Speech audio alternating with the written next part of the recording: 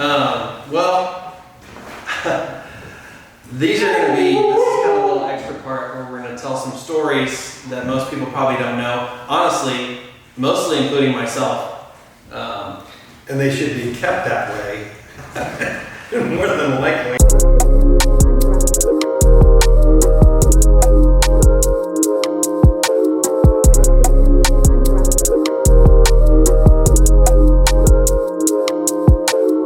Very interesting. What, so... Oh, the move to Nashville? I was gonna say, so we kind of skipped all around Blurred that question. all that lines. That's okay.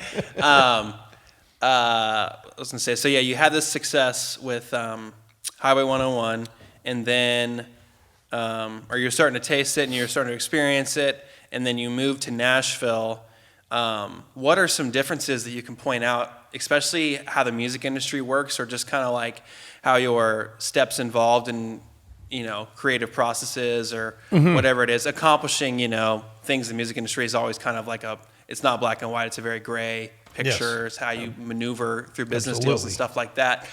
What did you notice once you moved to Nashville as far as like maybe a change in pace of how the business worked over like here compared to LA, or even just like, because you were still doing studio musician stuff here in Nashville, what was the difference for you that you can like kind of notice or tell us about that from being in Nashville compared to LA? Yeah, well, for then especially the size, the physical size was one of the big deals, because in LA you could be there for years and you knew your little pockets of, producers or other musicians or players, but there were so many circles of people working together, and half the people in Orange County wouldn't have a clue about the people in Hollywood or people in the in the Valley. I mean, the bigger players all knew each other to some extent, but even then you didn't always meet people. When I came to Nashville, the first thing I realized was how small a community it was. I mean, it really was. It was Music Row. It was 16th and 17th Avenue. The classic, song, stories. What year was that? 'Cause it's different now. Yeah. It's still, I'm sure, semi the same, but Nashville's a whole different animal Yeah, now. it's very different. That would have been when I first started coming here, and because of the band, I didn't live here yet. Well, when I started coming in 86, 87, even, really up into the 90s, it still stayed those little, record companies were in houses on Music Row. We were on Warner Brothers, and it was one of the first, as I remember, to build these big, this huge office complex, and then they all started to do that. But the main thing that I just noticed right off the bat, this was a songwriter town. Nashville was songwriters. LA was players. There were great musicians in Nashville, always have been, always will be, but it was more about the players in LA. They were the kind of driving force. They built tracks. They built, when they wrote, they come up with great grooves or great feels or whatever, and then words got put to it, maybe more often. And the words were not quite, when you came to Nashville, the lyric had to be everything. And they didn't even really care most of the time, well, check out this riff or check out, this musical thing. And everybody'd be like, I got trial by fire, because my first A&R person for Highway 101 was a woman named Martha Sharp at Warner Brothers. She is famous. She is a songstress, knows a hit from a mile away kind of woman. And I'd show her things like that, and she would just give me this look like, a riff doesn't matter, Cactus. Let me hear these lyrics. let me feel what you're saying.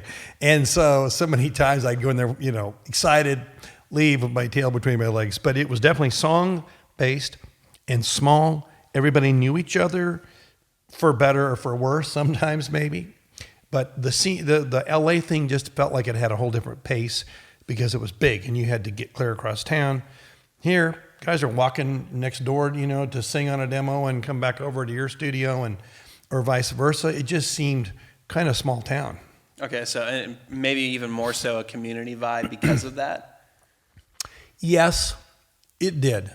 But I think, yes, it is. And that was good. Once again, there's a small town thing. Everybody knows your stuff. So if you if you didn't make somebody happy, then it's everywhere, you know. So there's pros and cons to that. is what Pros you're and saying. cons, absolute. Gotcha. So that's kind of giving a good kind of like overview of Nashville, especially now that you're here, or even right before. When you were touring with Highway 101, which would have been, correct me if I'm wrong, but probably one of your first more experiences of, other than Johnny Rivers and some of those things, but of being an artist, or at least For sure, being an artist. and touring in bigger venues and that kind of stuff. Compared to now, what are some differences that you notice, I guess, late 80s to now as far as touring life? Not only just like shows and like, that kind of stuff, crowd, stuff like that, but also like behind the scenes. Give us a little bit of information about how things have changed I'm sure they're more organized now. That part I have to imagine is true. But just, tell us a little bit about that. Well, it was the same story in a way. In those early days, like if you'd go to the CMA Awards, everybody was in the dressing rooms together. It would be us in one dressing room. I remember one just comes to my mind is us and Garth Brooks, Clint Black, who else? I can't think who else was in there. But if you went down the hall, you would run into George Jones or whoever and everybody that was a star at that point in time. Anybody that was making big hit records were all there because you were all going to be in the show. And now the things that I've been at and the functions we've been to, such as CMA or whatever, it's quite splintered. I mean, most people are about on their bus. They're not in there hanging out. The camaraderie is just different. It's not as simple. It doesn't feel as, if you're a friend of somebody, you're still a friend of somebody, genuinely. But if you're there, it's like I used to feel like I was in high school. I loved high school. I loved hanging out with my friends. I loved the whole us and everybody together. And that's what it used to be like. Country music definitely in the 90s and late 80s, 90s was very much a club of us. And it just feels to me like, that happens because of, the size of the venue, that's changed for something like that. Touring's the same. You're sort of in your own little world. It doesn't feel as connected as it did, at least in my opinion, what I see. Okay. So, and that includes on the road too. So like if you were doing a tour, with 3 acts, there was more, I guess, intermingling and hanging out before and just and at the, getting into all sorts of trouble. Yeah. The hotel bar was where everybody would wind up and you would just be like, there's that guy and his band and this girl and their, or whatever. And you knew each other anyway. Most of the artists, we kind of, I had sort of morphed into more of the artist side of it because we were at all those functions together. And I knew some of the band guys, but I knew all the artists. And it was definitely, you were friends. One of my favorite things ever was the second time we won the CMA Awards. And there was a band called Restless Heart that were a great band. And they were sort of like, when I first came to Nashville, they were already going. And I was aware of them, and I went, oh my God, these guys are really good players, really good singers and writers, and they're like a real band. And they were kind of there was some of that I didn't see in a lot of Nashville acts. Sometimes more often than not, they used other musicians on their records, and they didn't play on their stuff and whatever, but these guys were great. And we toured together and got into all kinds of, hijinks. But it's like the drummer, John, he goes, well, because Randy Travis at that point, late 80s, was winning Artist of the Year every year or whatever, And so we were up for Group of the Year, whole different category. And John looked at me and he goes, well, you might as well know this line because effers are going to win it. There's no way we're going to win it because we just seem to have the golden moment right then, Mm-hmm. He goes, but if we won by any weird chance, he goes, I was just going to say, God, I just want to thank Randy Travis for not being a group. And so, of course, as soon as they pull the card out, they go, and the Group of the Year is Highway 101. And John looks at me like, and so I go up on stage and we're doing our acceptance speech. Mm-hmm. And I didn't really commit to do this before I got there, but as soon as I got up there, I looked up and I saw John and I was, it's on national TV and I just go, well, I just want to thank Randy Travis for starters for not being a group, and John gave me the look, and it brought the house down. It made People Magazine that day or the next day, and USA Today, and all this great lines, and so that was awesome to be able to go. And he knew, and gave me grief. So, kind of more to the creative musical side. What are some of your favorite sessions or just favorite pieces of music that you ever got to play on or kind of be a part of? It could, it doesn't necessarily have to be even playing on. It could be from a producing standpoint or whatever. But what are some of the pieces that you think of in your mind and you go, man, I'm really glad that I got to, work on that. There's ironically, some of the things that come to mind may not have been as big as others, but there was a group that I was in for a while in the mid-'90s that came about in Nashville that was kind of people that did a lot of other stuff, but there was a band called Kaylee Rain, and it was a Celtic-based uilleann pipes and accordion and violin, but then a rock and roll rhythm section. Great songs, great singers. Everybody in it had a key part to it. And that record, which was made in Nashville at Ocean Way, a great studio, kind of then almost one of the earlier days of that studio, and had an amazing engineer, a guy who had just finished working with Aerosmith, and he was really creative and very much after making cool, great, especially for me, drum sounds, because I was playing drums, of course, on that. But that was the first Kaylee Rain record I still hold in the band itself. There'd be times when I would just think there's no way you can play in anything any greater or any better. So you were playing drums in this band and like writing and stuff? Yeah, well, but actually not really writing. The lead singer, he and I did write together, but it was his vision so stringently from the get-go.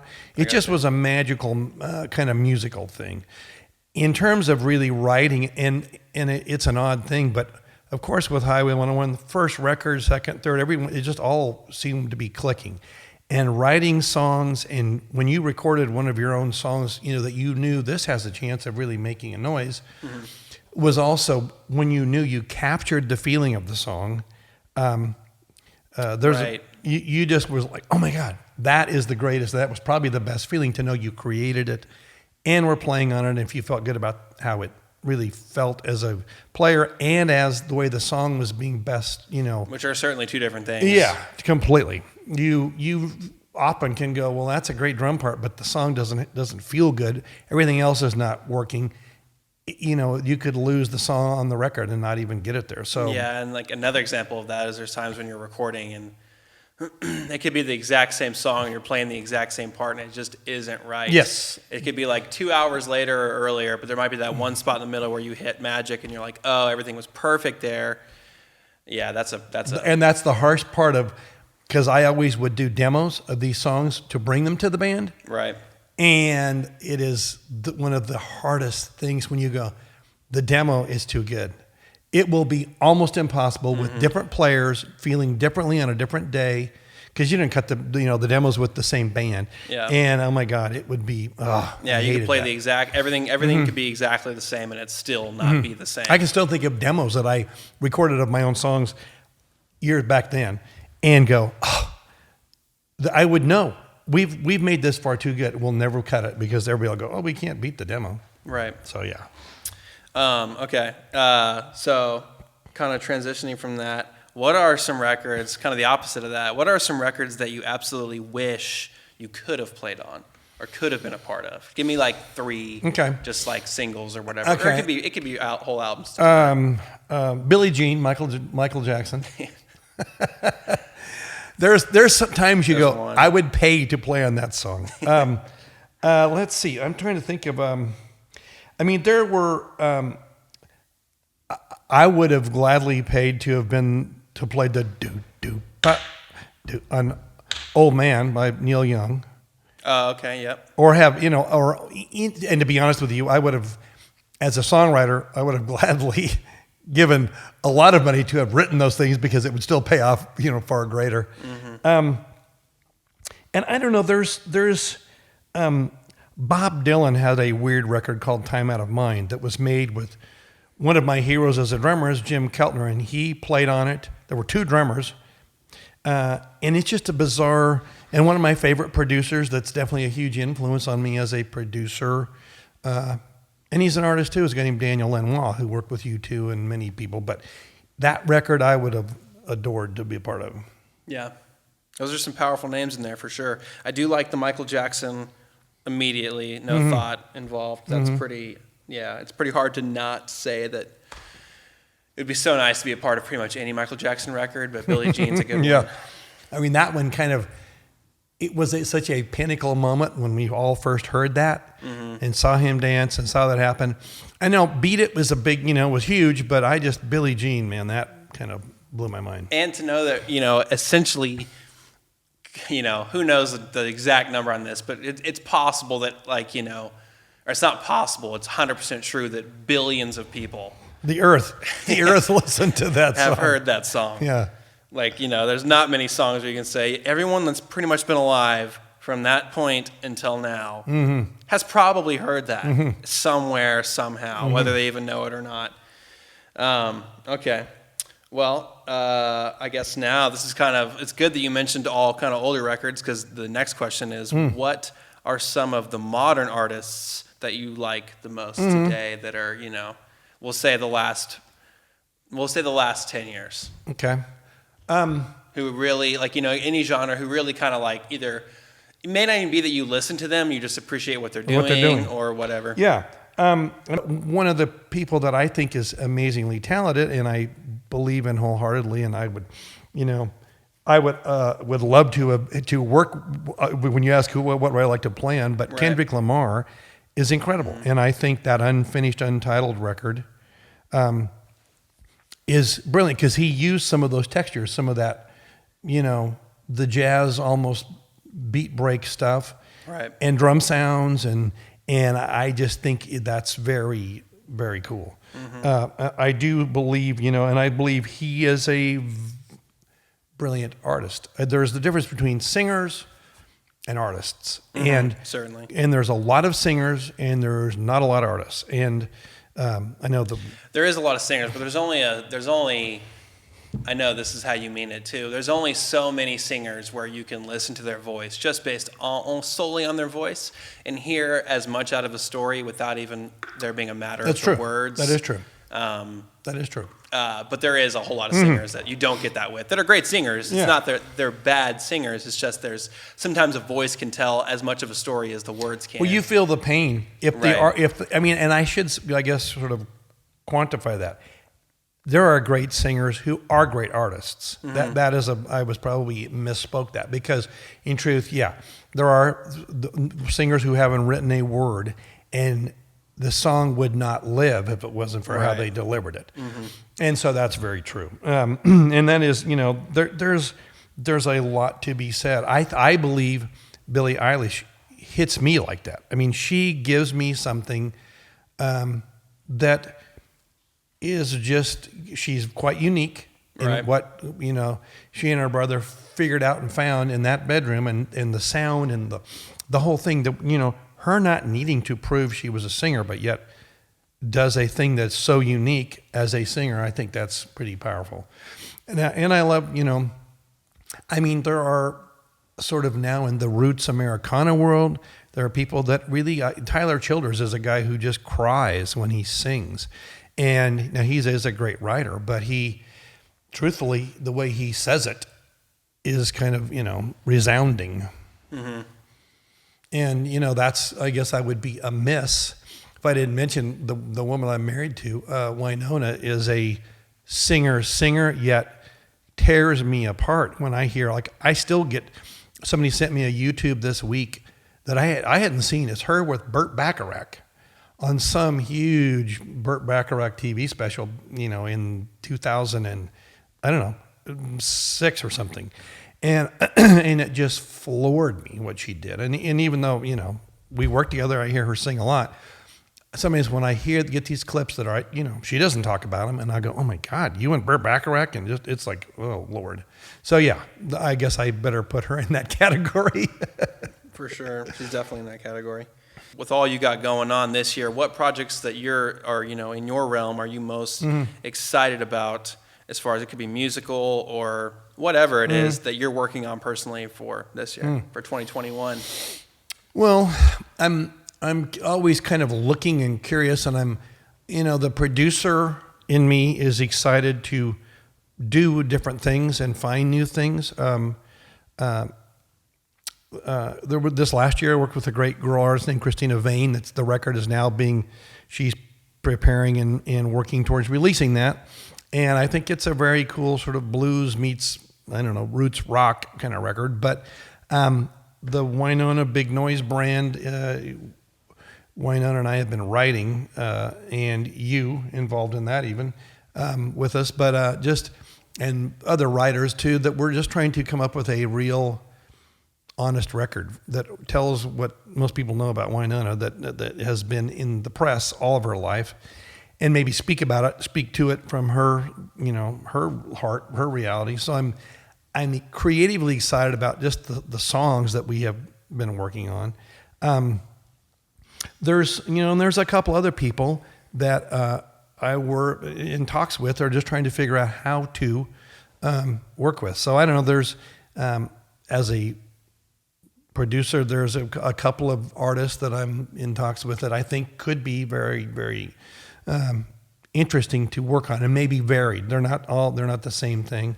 Mm-hmm. And I am right now kind of involved in scoring a film that I've just started on. So that's a whole nother, complete other, animal project, animal, whatever. And it's creating string sections and things like that, which it's frankly way above my pay grade or my thinking ability. But I sit there and just go, I can find and then what would the basses do? And it's like writing a song. I mean, I'm kind of right now in the middle of it, and I'm pretty excited about that. That you sort of, it's another type of language. So I guess the question is, tell us a story about some crazy-ish that happened on the road or wherever, really. Mm-hmm.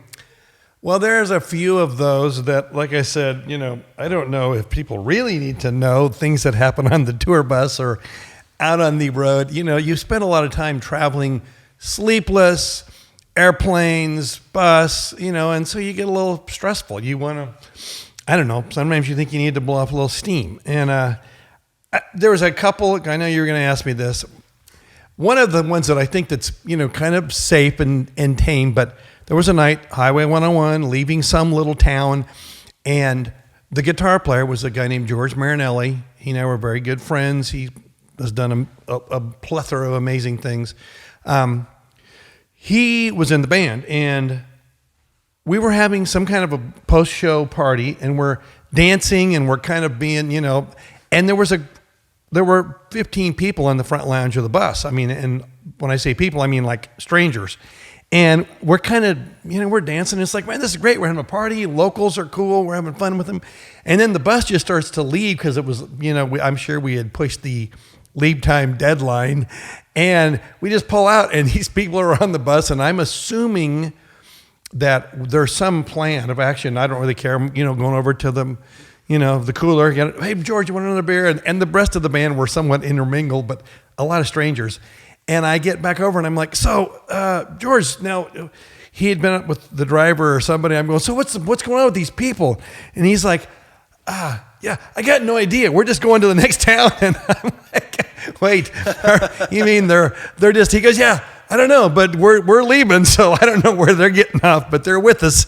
And I always thought that was kind of one of the more brilliant sort of things of the freedom of being untethered. When you get inside that bus, even though, it's 45 feet long and 12 feet wide or something, it's a bizarre little world. There's a front lounge, a middle section with bunks in the back.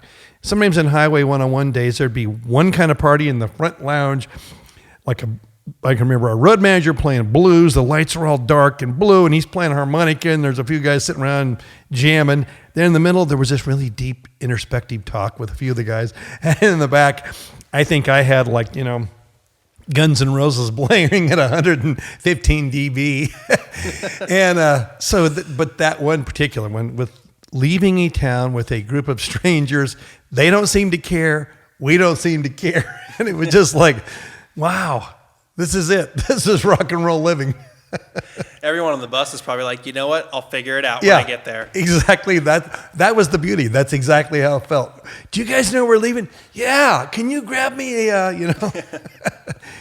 what do you want to hear next? Who's DJing? So that would be one of them. One of the ones out of the foreign landscape was we were in Brazil one time, and there were these huge bottles of water it was sparkling water, but it was in a plastic container, and they had them up on this rooftop thing we were at. And it was late at night, and I think we'd gone there to smoke cigars, myself and another gentleman. And this is in Brazil? Brazil. Okay. This is in Sao Paulo, which is the second largest city on earth. And but it was quiet. It was 3 a.m. It was late, and I remember he hit one of those plastic bottles of fizzy water, and it plunges like 13 stories, and it explodes in a way that was like, it literally looked like a bomb, and it blasted to both sidewalks and street of the street, and it was like, oh, that could be bad. Oh, that's not good. And there were still enough pedestrians down there that, but that didn't mean that, maybe 15 minutes later, it didn't seem like, well, we should see that again. Oh my God. And I remember we launched about 4 of them off of there, and they're falling. And I just remember looking over the edge of the building and seeing them, and about that time, 2 groups of people come out of these businesses down below that were probably late night bars or whatever. And these things explode everywhere, and they're launching fluid and plastic and everything. And these people are all, sadly, and I shouldn't be laughing, I know, don't try this at home. And they're running towards the walls of the building and screaming, and they don't know what's going on, because it was pretty terrorizing, I'm sure, for those poor people. And that's where we decided, okay, let's go. Someone's going to get in trouble for knocking. Mm-hmm. How big were they, you said? Oh, they were like those big 32 ounce or whatever. I don't remember. They were just large. They were weird. I don't think I've seen this kind of bottle in America ever. Mm-hmm. And I don't know why. I mean, I guess something to do with, 150 feet of velocity that they really did go off. I did have that. I guess I forgot about this. There was one night I wound up in my youth with Leonard Skinner, famous American rock and roll band. And everyone knows who Leonard Skinner is. Yeah, and they that was kind of my joke. And they thought I was another guy. They thought I was this blonde-haired bass player who was living in Colorado then in a band called Firefall, who went on to be in Heart during Heart's heyday. Dear man named Mark Andes, who I knew, but it wasn't me. So the bass players dragging me around at this. They were staying at the Playboy Club, and he's dragging me around. He goes, "Come up to my room, bro. Let's go up and let's I've got a little bar and let's have a drink." And he's the bass player to Leonard Skinner. Leonard Skinner, yeah, Leon Wilkerson. Thinking that you're someone else. He thought I was Mark Andes from Firefall, and he gets me in the room and we're talking, and he keeps asking me how another guy from another band Mark had been in his younger days, a band called Spirit, which is a huge, still classic rock band. He's asking me, how's Ed? And that's when I started going, oh, Ed Cassidy was the drummer. And I'm like, yeah, it's good. Yeah, he's doing okay. Because I'm thinking, this is too good a story. I'm in here, and he's got a whole stereo that they brought in for him every day, and big road cases and a full bar. And I'm going, wow, this is rock and roll. Anyway, he finally figures out. He goes, wait a minute. He goes, who the hell are you? And I kind of go, now, I know I'm not who you think I am, because I think you think I'm Mark Andes. He goes, yeah. And we looked somewhat alike. I mean, that was a big compliment. Mark was a pretty handsome guy. And I go, but I know him, and he's, we are acquaintances, and I, work in Boulder, Colorado. And he goes, well, you know what? Yeah, you're a good dude. Come on, let's just keep hanging.